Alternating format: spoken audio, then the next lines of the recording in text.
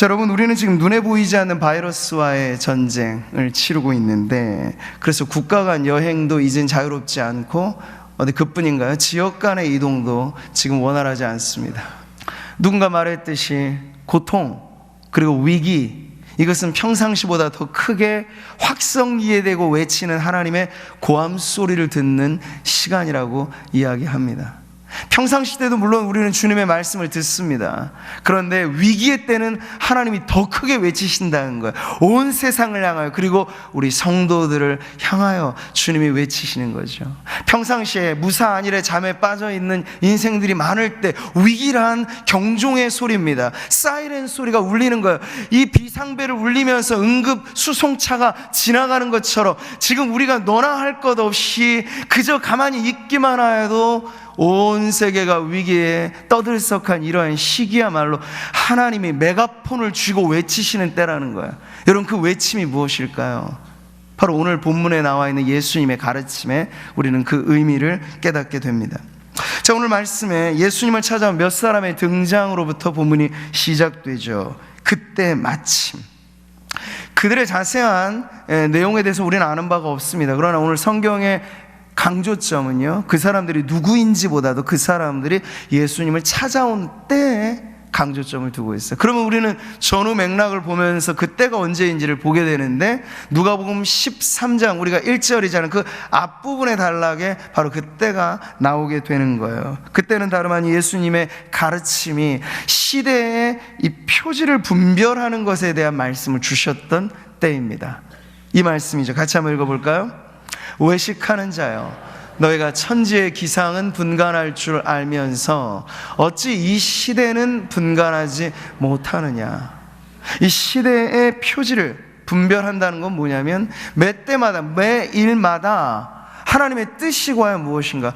우리가 아침에 눈을 떠서 하늘을 봅니다. 하늘이 맑고 개어있으면 오늘 하루도 좋겠구나. 그런데 구름이 끼고 찌뿌둥하면 오늘 비가 오려나, 날씨가 좋지 않겠구나. 우리는 더 첨단 기상 예보를 통해서 예측을 하잖아요. 근데 예수님의 말씀은 그때나 지금이나 마찬가지예요. 그렇게 기상은 예측하고 경제도 예측하고 많은 것들을 사람들이 예측을 합니다만, 실제 하나님이 이 역사 속에 우리의 개인의 삶 속에 갖고 계신 뜻을 분별하는 데 있어서는, 여러분, 하나님의 뜻을 AI가 분별할 수 있을까요? 없어요. 네. 이것은 정말 하나님의 은혜 가운데 살아가는 성도들이 깨달아야 될 하나님의 뜻인데, 하나님, 예수님께서 답답하게 말씀을 하시는 거예요. 왜 다른 것은 다 똑똑하고 다른 것에서는 다 발전하고 잘난 모습인데 하나님의 뜻을 깨닫는 일에 있어서는 이렇게 둔한가? 라고 예수님께서 말씀하시는 거죠. 자, 바로 그 가르침이 있고 나서 때마침 그때 어떤 사람들이 왔어요. 그리고 그들은 소식을 들고 왔어요. 하나를 제보하기 위해서. 그들이 말한 내용이 1절에 나와 있죠. 같이 한번 읽어보겠습니다. 그때 마침 두어 사람이 와서 빌라도가 어떤 갈릴리 사람들의 피를 그들의 제물에 섞은 일로 예수께 아뢰니.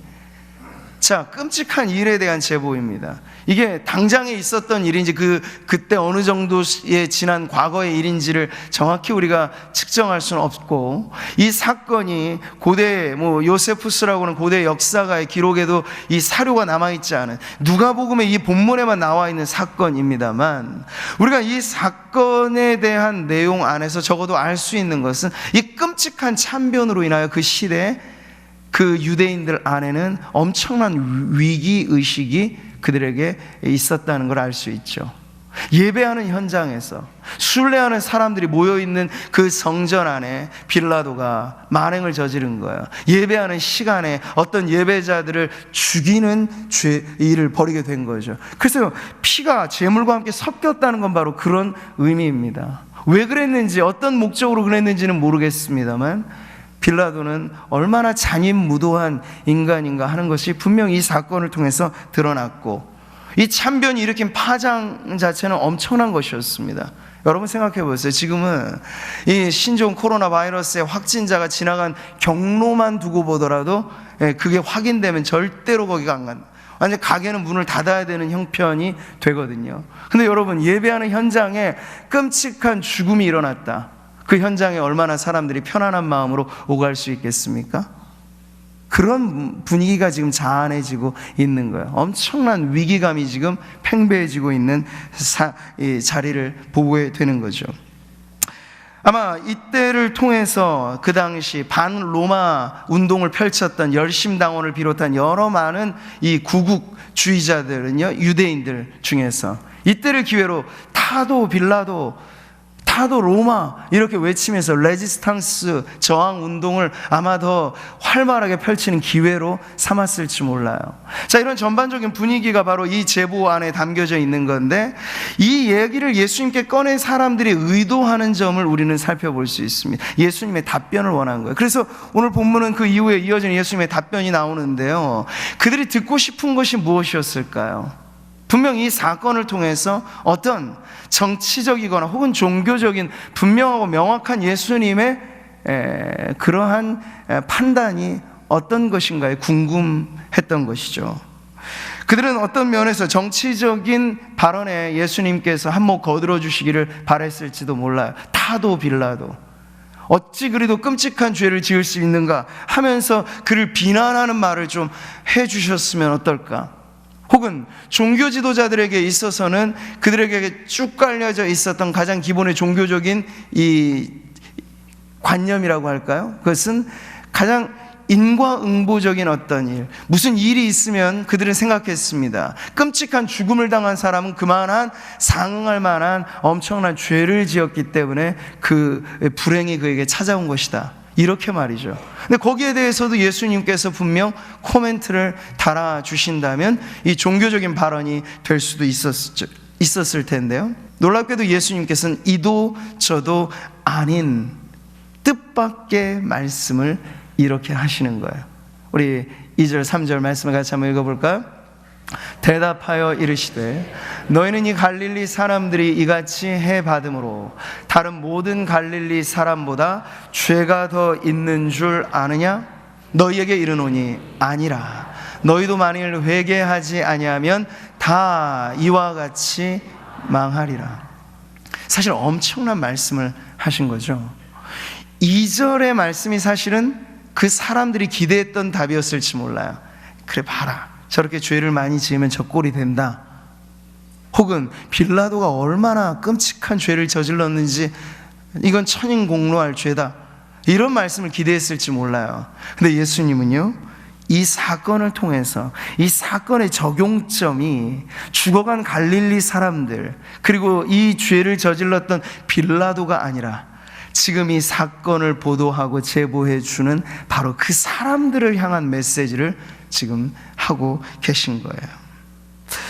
자, 여러분, 예수님께서는 분명 이 문제의 본질 안에 죄 문제가 있었다라고 하는 것을 말씀을 하십니다. 직간접적으로 이 안에 담겨져 있죠. 그 죽임당한 예배자들이 해를 받았다, 고통을 받았다라고 하는 이 표현 안에는 이 일을 저지른 빌라도의 죄가 분명히 문제로 제기가 되는 겁니다.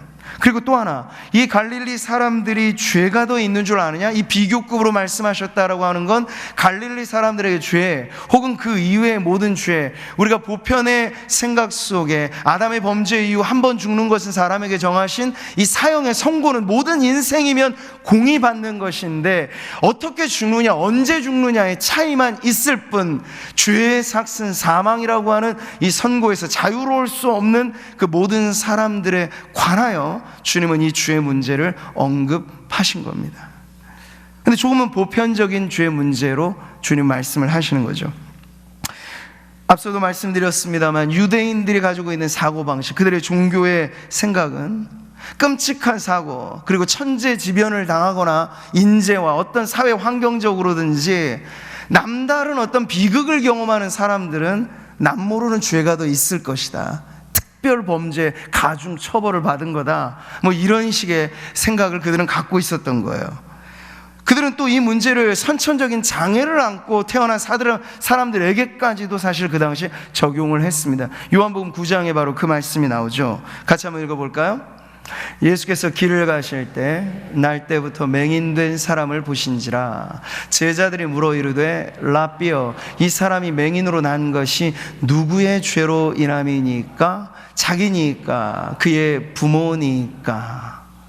이 제자들마저도 당시의 이 관념에서 자유로울 수 없었던 거죠. 이렇게 선천적인 어떤 시각장애를 비롯한 장애를 안고 태어난다, 정상이 아닌 범주로 그들이 생각할 때 이것은 특별히 죄 때문일 것이다. 부모의 죄 아니면 뱃속에 있었을 때부터 마치 뭔가 죄 때문에 이런 비극을 경험하게 된다 생각을 하였던 거죠.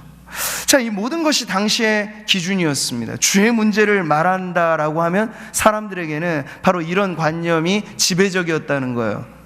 근데 오늘 예수님의 말씀에 우리가 귀 기울여 보면 예수님의 방향성, 그 죄 문제가 향하는 방향이 사뭇 다르다고 하는 점을 우리가 보게 되는 거죠. 보통의 사람들은 죄 문제하면 누구의 죄 문제로 왈가왈부합니까? 2인칭이 언제나 당신 혹은 여러분, 아니면 그녀 혹은 그들, 2인칭이거나 3인칭의 죄에 대해서 사람들은 떠들썩하게 이야기합니다. 근데 그 죄가 나의 문제라고 하는 점에 있어서 사람들이 그를 심각하게 고민하지 않는다는 거예요. 근데 예수님은 방향을 정확히 돌려놓으신 거예요. 갈릴리의 그 무고한 듯 보이는 이 안타까운 죽음에 대하여, 그리고 그 빌라도의 만행에 대하여, 그 누군가에게 손가락질 하고 싶어 했던 그 사람들의 손가락을 오히려 그들 자신에게 향하게 만든 것이죠. 너희도 회개하지 아니하면 다 이와 같이 망하리라. 그 주님은 엄중하게 말씀을 하시는 거죠. 자, 여러분, 4절 5절은 이 부분에 대한 주님의 말씀을 더욱더 확고하게 예증하는 하나의 사건을 또 말씀하시는 내용입니다. 당시 실로암 망대 붕괴 사고를 주님은 끄집어내셨어요. 또 실로암에서 망대가 무너져 치여 죽은 18사람이 예루살렘에 거한 다른 모든 사람보다 죄가 더 있는 줄 아느냐? 아마 사람들은 그렇게 생각했겠죠. 무슨 죄가 있길래 저 망대 무너질 때 거기에 있어서 저렇게 깔려 죽임을 당했던가. 근데 예수님은 아니라는 거예요. 너희에게 이르노니 아니라 너희도 만일 회개하지 아니하면 다 이와 같이 망하리라. 자, 주님의 말씀의 방향성이 중요하다는 거예요. 이 죄의 문제에 관하여 세상에 바라보는 기준과 우리 예수님이 바라보는 기준의 차이는 죄를 향하는 방향의 차이인 것입니다. 아마 요즘 같아서도 무언가 부실공사, 낙후, 노후된 시설이 붕괴되어서 일어난 참변이 있으면요, 세상은 온통 떠들썩한 뉴스거리가 되겠죠. 근데 주님은 그러한 당시에 모두에게 회자될 만한 이 사건에 대하여서도 예를 드신 것인데, 그 예를 어떻게 적용하시느냐, 그들이 더 문제가 있어서 그렇게 안타까운 죽음을 당한 게 아니라 너희도 회개하지 않으면 인생의 종말은 누구에게나 있는 것인데 어떤 모양의 마지막을 당할지 모를 뿐 이와 같이 마지막을 경험하게 될 줄 알아라. 그 주님께서 엄숙하게 경고를 하시는 거예요. 사랑하는 성도 여러분, 우리는 고통의 문제, 위기의 문제에 대한 지금 예수님의 시각과 예수님의 판단과 예수님의 해석을 지금 보고 있는 것입니다. 당시뿐만 아니라 지금도 우리가 보게 되면요, 언제나 우리가 떠들썩한 부분은 타인의 죄예요. 보세요. 많은 뉴스거리, 유명인들의 가십거리들에 왜 많은 사람들이 그렇게 댓글을 달면서 혈안이 되어 있을까요? 타자의 문제에 있어서는 얼마든지 군중들은 들썩거립니다. 불이라고 하는 것이 내 집에 일어나면 죽겠다는 문제지만 강 건너 불은요, 구경거리가 되는 거예요. 언제나 그렇습니다. 여러분, 우한폐렴이라고 하는 그 지역명으로서 이 질병이 붙여졌을 때, 옛날 메르스도 마찬가지죠. 중동호흡기 그 이름으로 그 발생지의 이름이 표기가 되는 것은 일반적인 방식입니다. 근데 여기에 사람들의 심리적인 불안이 있는 거죠.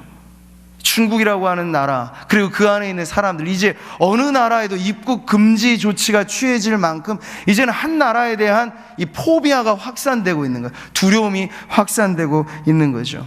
타인의 문제가 있죠. 정부의 문제가 있고 누군가의 결함이 있고 잘못이 있겠습니다만, 이런 위기가 팽배해질 때 예수님은 그것만 바라볼 것이 아니라 그때를 기회로 삼아 나의 결함은 과연 없는가?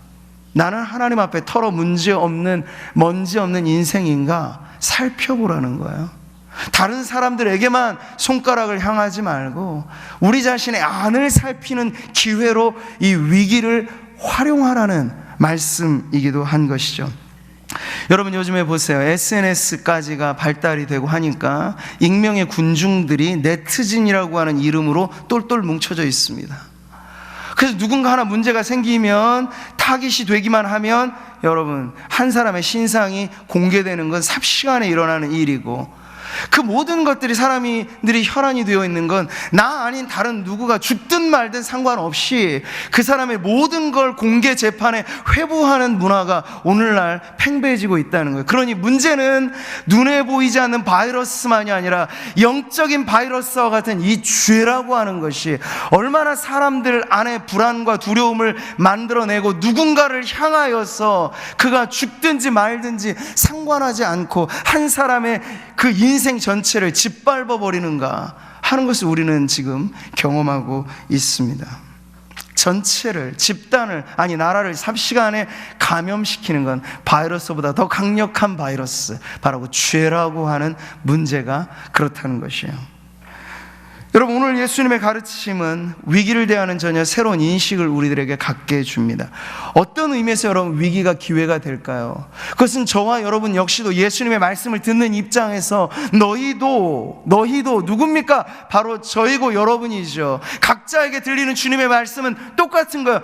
경종이 울리고 사이렌 소리가 울리는 때를 지금 내가 살고 있구나 하는 것을 잊지 말라는 주님의 말씀이죠. 우리를 살필 때 위기가 기회가 되는 겁니다. 우리를 살펴 회개할 때 위기는 기회가 되는 것입니다. 위기가 있지 않은 시대에 많은 사람들은 살았다는 이름은 갖고 있지만 유명무실한 그런 삶을 삽니다. 성도들마저도 위기가 없을 때 사실 우리가 얼마나 절실하게 하나님을 찾는가 보면 하나님을 잘 찾지 않아요.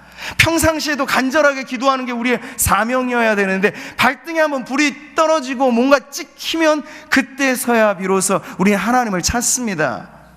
이러한 우리의 근본된 연약함이 있기 때문에 위기가 주기적으로 온다는 건 주기적으로 우리 자신을 살피라고 하는 주님의 메시지가 이 안에 담겨 있다는 것이죠. 토시 하나 틀리지 않게 반복된 예수님의 말씀, 이것은 엄청난 경고의 메시지입니다. 그들에게만 아니라 2000년 전 유대인들에게만 아니라 빌라도에게만 아니라 우리도 매 한 가지 죄로 인하여 한번 태어나서 한번 죽음을 경험해야 할 메멘토 모리, 죽음을 잊지 말아야 할 인생으로서 마지막이 내게 오기 전에 하나님 앞에 우리의 인생을 계수하고 하나님 앞에 허탄한 것에 집중하여 살아가는 것이 아니라 우리의 믿음의 길을 어디로 향하여야 하는가를 살펴보는데 이 경종소리가 울릴 때가 좋은 기회라는 거예요. 아, 하나님, 저도 주님 앞에 죄인입니다. 우리는 누군가의 연약한 모습을 보면서 그의 문제를 말합니다만, 그러면서 동시에 우리는 자신에게는 문제가 없는가 살피는 지혜를 가지고 하나님 앞에 이 위기를 회개의 기회로 삼아야 하겠습니다. 사랑하는 성도 여러분, 이럴 때 비로소 위기 또는 고난은 성도들에게 유익이 될 것입니다. 고난당하기 전에는 내가 그릇 행하였더니 이제는 주의 말씀을 지키나이다. 고난 없이도 주의 말씀을 지키면 100점짜리 신앙이겠죠.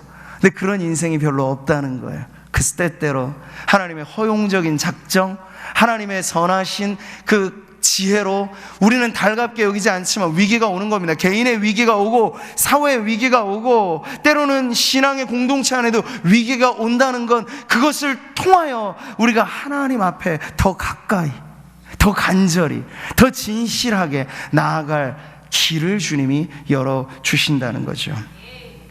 자기를 돌아보고 자기 죄를 살펴 회개할 때 위기는 언제나 기회가 된다는 것을, 그래서 고난당한 것이 내게 유익이라 이로 말미암아 내가 주의 율례들을 배우게 되었나이다.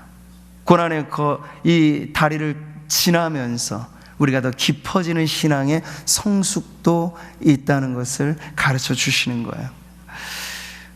모르겠습니다만 우리는 신종 코로나 바이러스가 속히 전 세계적으로 확산된 이것이 막아지고 해결되기를 위해서 기도해야 할 줄 믿습니다. 제가 지난 금요 철야에도 우리 많은 성도들이 이러한 때 오히려 기도하는 자리에 모여서 함께 기도하는 것을 보며 우리는 소망을 발견합니다. 세상은 물론 의학자들은 의학자대로, 과학자들은 과학자들대로, 정부는 정부대로 여러 가지 노력을 하고 무언가 해결책을 찾아야 되겠죠. 근데 그 해결책의 뾰족한 방안은 세상에는 없어요. 오직 하나님만이, 자비하신 하나님, 우리를 긍휼히 여기사 하나님께서 그 은혜를 베푸실 때 사스가 해결되고 메르스가 해결됐던 것처럼 이 신종 코로나 바이러스도 하나님의 은혜로 해결될 줄 믿습니다. 우리는 그 믿음을 가지고 기도해야 할 것이에요. 내 이름으로 일컫는 내 백성이 그들의 악한 길에서 떠나 스스로 낮추고 기도하여 내 얼굴을 찾으면 내가 하늘에서 듣고 그들의 죄를 사하고 그들의 땅을 고칠지라. 이 역대하에 나와 있는 이 말씀, 질병이 창궐할 때 옛 믿음의 선조들은 이 말씀을 붙잡고 기도했다고요. 땅이 고쳐지기 이전에 해결되어야 될 문제는 그들의 죄가 해결되어야 한다는 거예요. 저는 그래서 기도합니다. 이 중국 땅에, 여러분 그냥 비난과 비판으로 말하는 것이 아니라 오히려 이러한 문제로 인하여 중국 땅에 닫혀졌던 복음의 문이 다시 열려질 수만 있다면 그 땅을 향한 하나님의 그 자비와 긍휼이 이러한 위기로 인하여서 더욱더 기회가 되는 역전의 하나님을 그들이 만나게 될 줄 믿습니다. 마찬가지죠. 이것이 확산되어지는 그 자리마다 오히려 평상시 때 찾지 않았던 하나님을 그들이 찾게 된다면 오히려 이 절박한 위기의 순간에 오히려 영원에 잇대은 소망을 발견하게 되면서 하나님의 선하심이 더욱더 이 위기에 빛을 발하게 될 줄 믿습니다. 근데 우리는 온 땅을 향한 중보의 기도와 이런 간구하는 기도와 더불어서 오늘 말씀의 핵심이 그러하듯 세계와 현상과 일들에만 우리의 시선을 두는 것이 아니라 믿음은 안을 향하는 것입니다. 우리 자신을 살펴서 바울이 왜 그의 인생의 말년에 내가 죄인 중에 괴수라고 고백했을까요? 그는 늘 자신을 살필 줄 알았기 때문에. 우리는 어떤 이 기준의 자리가 틀리잖아요.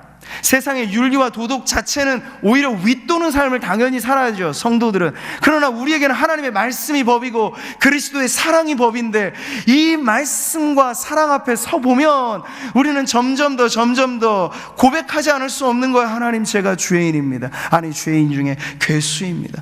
주님께 받은 사랑이 어마어마한데 나누는 사랑은 쥐꼬리만큼도 못한 나를 보니 나는 죄인입니다. 받은 은혜가 이렇게 큰데 나누는 것에 있어서는 이렇게나 아까워하는 나는 하나님 앞에 큰 죄인입니다. 성도들의 회개는 좀 다른 것이죠. 민법, 형법상의 재판에 회부돼서 그 죄 문제를 다루는 것이 아니라 하나님의 존전에서 하나님의 말씀 앞에 우리가 믿음이 바로 서 있는가, 그 온전한 기준에 대할 때 이 위기의 순간 우리의 회개가 더 깊어져야 할 줄 믿습니다. 그래서 이 위기가 우리에게 있어서는 하나의 기회로 역전돼요. 이 위기의 시대를 살면서 우리가 더 깊어지고 겸손해지고 하나님 앞에 회개하며 우리 자신이 온전한 믿음에 우뚝 서게 되는 그런 은혜를 받아 누리시기를 주님의 이름으로 축복합니다. 모든 염려 주께